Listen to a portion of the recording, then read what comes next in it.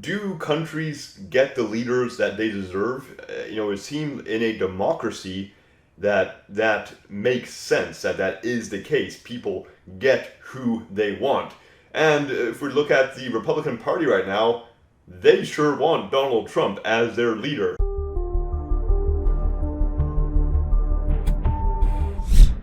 I'm going to look at this article here from The Hill. It says, Trump easily wins CPAC straw poll. Former President Donald Trump easily won the Conservative Political Action Conference's closely watched straw poll, notching a symbolic win among the Republican grassroots as he seeks to reclaim the White House in 2024. Trump won with 62%, while Florida Governor Ron DeSantis, likely his closest rival, came in at 20%. Oh boy, this is just so much like the 2016 primary. We have so many of the same things in place. Donald Trump with that lead, this time possibly even much more than in 2016, since he was already the Republican president for 4 years. And Ron DeSantis, man, I don't know, a few weeks ago I would have said he had a very good shot at winning the Republican primary.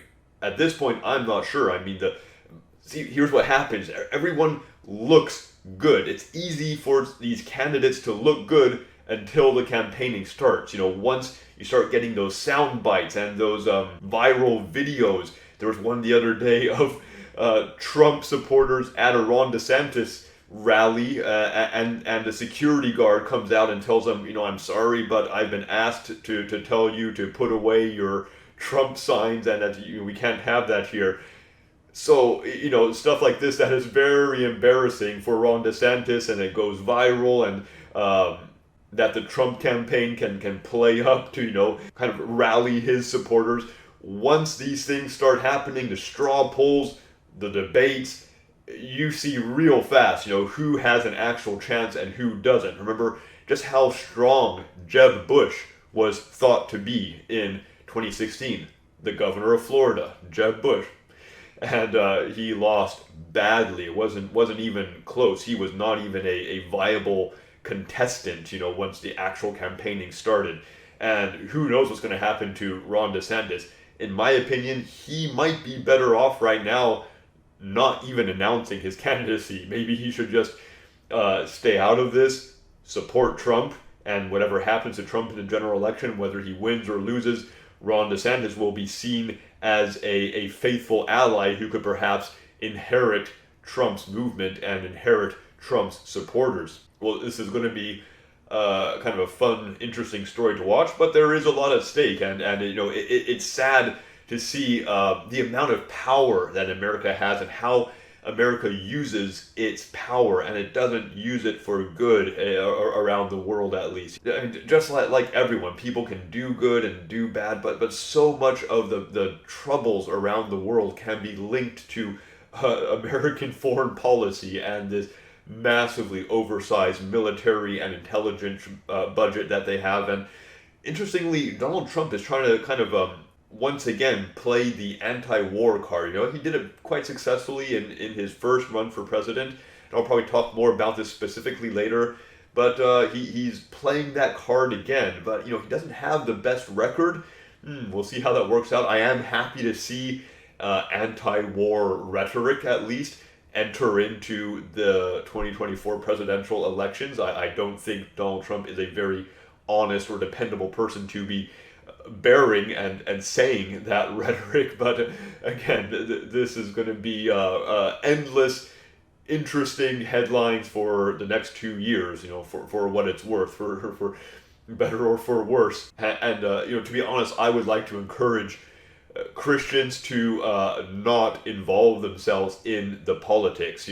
Stay an outsider, watch from the sidelines.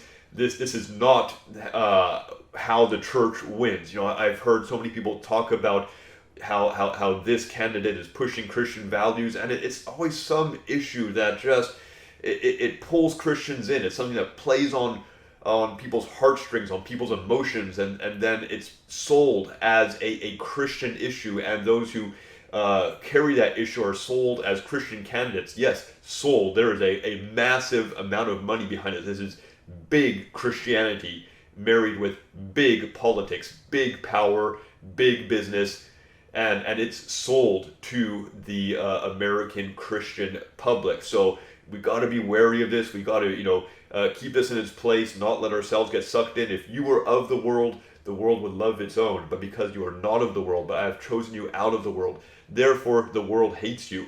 When you see the world coalescing around these power figures, loving them, showering them with power, with money, and you see how they use that power and money.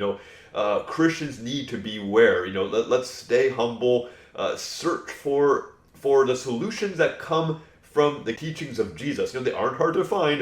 The New Testament isn't that big of a book to read. We can read it once a week if you really put your mind to it. And that's where we're going to find the solutions. And they don't line up with political power. They don't line up with putting the wrong kinds of people into prison. They don't line up with censoring books or closing borders or subsidizing this versus that, or legalizing this while banning that. What the government does, that is not the victory of the church. The victory that overcomes the world is our faith. It's the power to forgive sins, the power to heal, the power to go out and make the world a better place. That's something we can do with or without the power of the government. And I would say much better off without the power of the government, because we see how that corrupts the church and just gets Christians caught up and concerned about things that just have nothing to do with the teachings of Jesus. So I'm going to be watching this hopefully from a safe distance, and I'll probably talk about it every now and then. I really want to hear what you think about American politics in general and the presidential campaign in particular, and these different candidates and the maneuvering, all that. There's some interesting stories in there, and there's lessons to be learned for all of us. So please share your thoughts in the comment section below, and I will talk to you again soon, Lord willing. Bye for now.